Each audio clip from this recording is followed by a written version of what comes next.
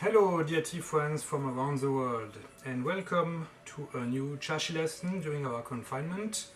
And today I'll do a bit a different tea, yet something different. The world of tea is so large, we can try something new every day, and today I want to not only use a different tea but also talk about a material that is very important in the tea world and that is very important for that particular tea.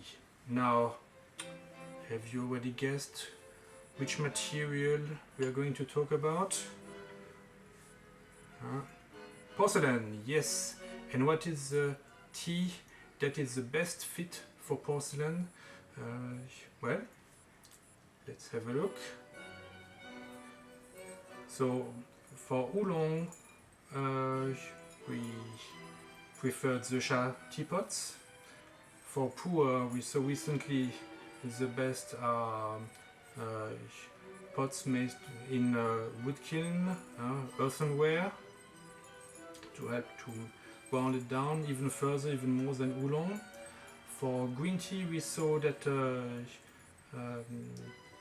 silver was a good material to brew, but for this particular tea the best fit is porcelain. Now it's coming out. Let's have a look first at this tea. Oh, we're a bit far today. Looks quite black from the outside. But the Chinese call it Hongcha, so red tea. In the West, sometimes called so black tea or red tea. I prefer to use the Chinese way of categorizing it, so I call it also red tea. And it's a fully oxidized leaves. This particular one is number 21, Hong Yun. And it's made in Taiwan, so from a new cultivar made by the Taiwan Research and Extension Station. And this number 21 Hong Yun, red rime, red aftertaste, is one of these new kinds of teas that has been invented. And this one is a particular interesting. It comes from a traditional place for red tea in Taiwan, the Sun Moon Lake area in central Taiwan. Well, I'm thirsty. Let's try to brew some. My water is already preheated, so I'll use it to preheat my gaiwan.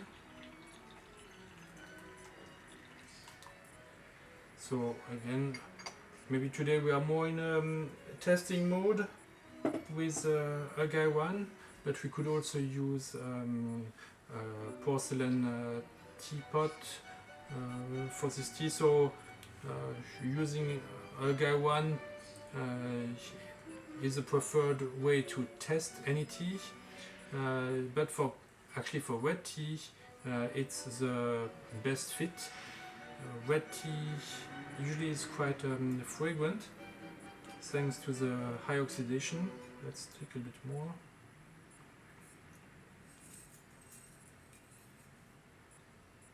Very nice. Now, usually I have flowers on my chaxi, and maybe you may wonder why did I put these oranges here, and they create first a very nice colorful contrast to the rest of my chaxi, which is in the white and blue traditional colors of Jingdezhen teaware. But the other reason is that this Hong Yun tea has a orange smell. A very interesting orange smell. So let's see if we can also get this orange smell in our tea when we brew it. Hello Ola, nice to see that you are online again today.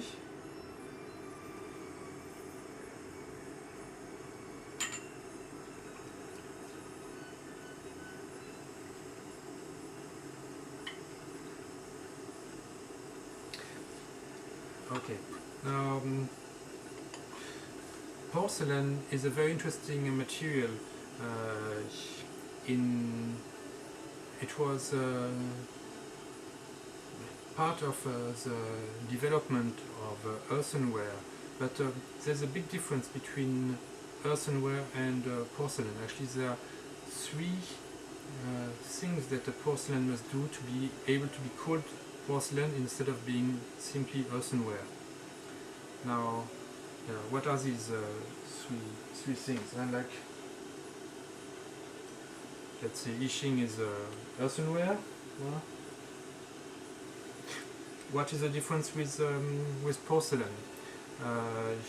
Now, porcelain, first, the clay that is used is not simply clay that you find that you mine and that you get from the ground and that you use right away to shape your accessory. But to make porcelain, you need more processes to break down the clay, to filter it so that it will be very white, and it has to come from a very special clay called kaolin. So it needs to contain this kaolin, Gaolin 2 in Chinese. Then it was translated kaolin in English. So the clay first is different. Of course, it will be whitish, and to obtain this white, it has to be processed and refined, which is something that with earthenware you don't need to refine it so much. The second condition to make porcelain is that it should be glazed, so that water will not go through, so that it will not absorb humidity or other smells. It's completely sealed in terms of clay. And the third thing, compared to simple earthenware, is that it should be fired at a very high temperature, over 1200 degrees Celsius.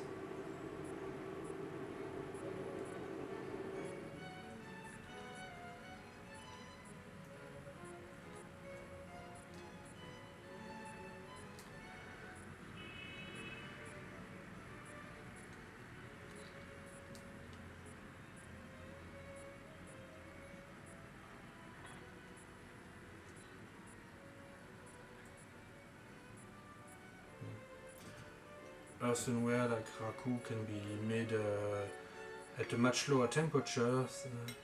600-700 degrees Celsius is already enough to make earthen clay hard enough to be used. But for porcelain, if you really want to have it very hard and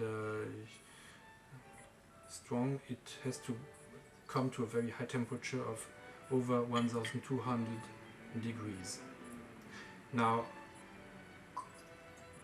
this technique was not achieved overnight in China, but it was very early.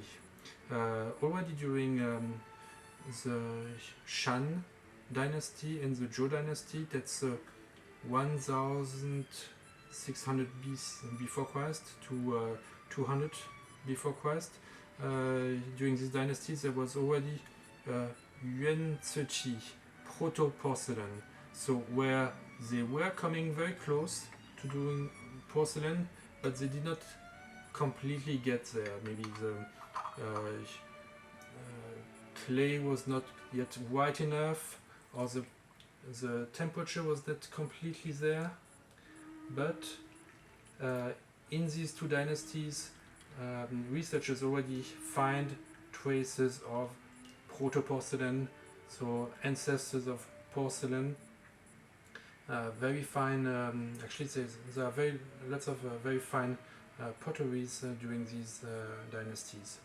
But it's actually during the Eastern Han, between 25 to 221 after Christ, that porcelain was achieved, and then not proto-porcelain but real porcelain, which satisfied all these three criteria of a very refined and white clay, number 2 glazed, and number 3 fired over 1200 degrees.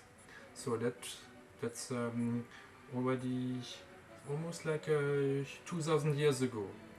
Whereas in Europe, the first Western nation to make porcelain was Germany, and the company was called Meissen. It still exists today, but they only did so 310 years ago, in 1710.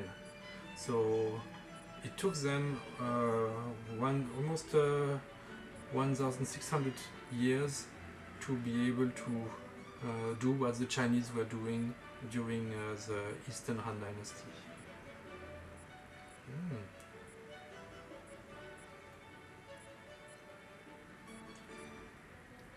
Yeah.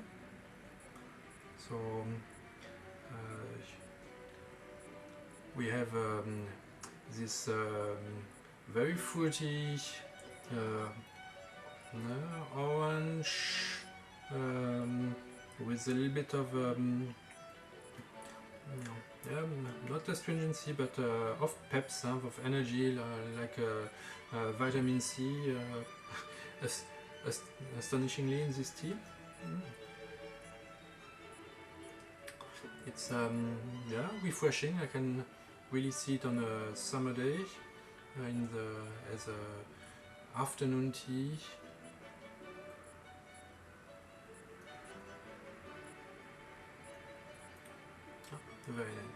Very nice, and you can see very different character from green tea. It's very it has a lot of sweetness and warmth. Of course, this is a summer production. Now there are some bitter notes, so I have to be a little bit more careful. I really used actually too many leaves. I was a bit over generous here, so the best way will be to cut down on the time to improve on the lightness of the taste, and then have a lot of aromas come out. So let's continue a bit. And what's also interesting about porcelain, so for over 1,500, over 1,600 years, porcelain was not made anywhere else than in China. So this gave China a very good monopoly and a good position to export porcelain. And in the Renaissance, 16th, 17th, 18th century, before it was produced in Meissen, porcelain was very well and reached very high prices. It was considered white gold because the customers in Europe had never seen something so fine coming from a kiln, something so white.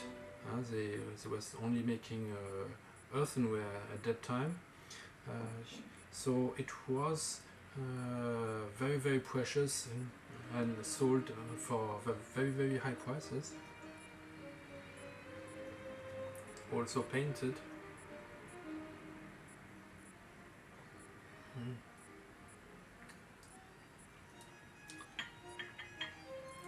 And at that time, the most famous kiln actually was in De Roi in Fujian province. And here I have let me show you one of my favorite teapot in my collection. This is an original De Roi teapot from the Ming Dynasty. The porcelain is a bit not completely white. It has a bit some people say fat pork color or an elephant tooth color. And what is also interesting, they have written some characters that you barely see. You really have to hold it against the light to be able to see it, so you will not see it from a distance, but I can see the words Cha written on this teapot very faintly, so it's something like a secret that only you who are close to it can know.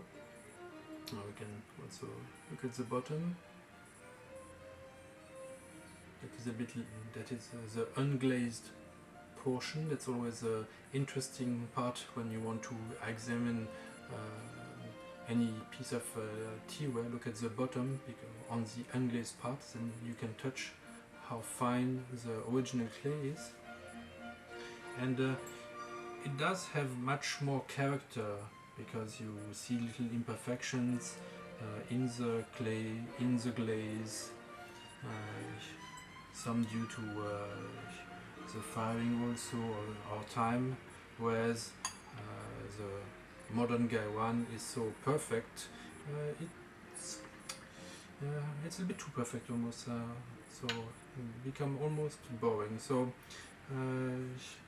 there is something to appreciate in these old porcelains from 500 years ago. I sometimes use it for red tea, but doing the class and the tea at the same time I thought was a bit too difficult. That's maybe another time. I can also show you another plate I've collected. Maybe not proto porcelain, but this one we can see is quite old and is not completely white. So this shows that, and it's probably from the Song dynasty. So it's after the Han, but of course, as with any techniques, there were ups and downs in how the people in China would master it. Also, depending on the kiln, it was mastered at a different degree. Maybe nowadays the kiln that masters porcelain the best is Jingde Zhen. So they will do things like this. This is more like a reproduction of some old. It looks a bit old, but actually it's rather new from the 20th century. Whereas this jar is not Jingde Zhen. We can see, and it's from the Ming Dynasty also. And we can see that the clay here is not so white, it's a bit grayish, so it's not coming from the best kiln. So clay, as we said before in the first criteria, had to be refined, but how much refined? So the best refinement comes from Jingde Zhen nowadays, and also for a long time, but there were also lots of porcelain made in other kilns. And one way you can identify them is by the clay at the bottom, at the foot of the ware, and this one is not that white.